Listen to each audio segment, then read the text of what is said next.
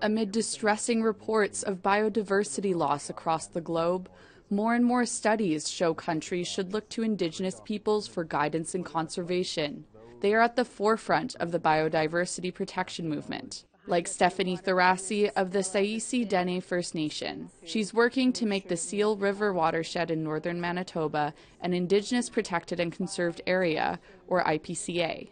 Every area in the watershed that the water touches is the way it's been since my great-great-great-great-grandparents used to walk and follow the caribou. Almost 90% of protected areas created in Canada in the past 2 decades have been led by Indigenous nations.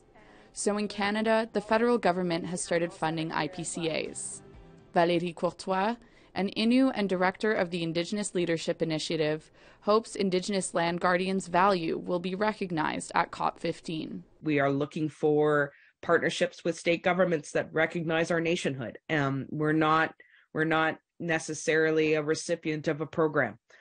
We are partners who have just as much of an interest in ensuring that the return on investment from those funds is maximized.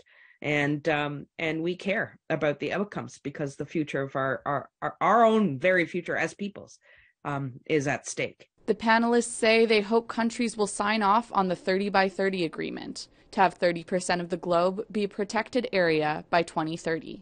Jillian Stavely is helping lead the work of her people, the Cascadena, to protect the Dene-Kusan area in northern BC.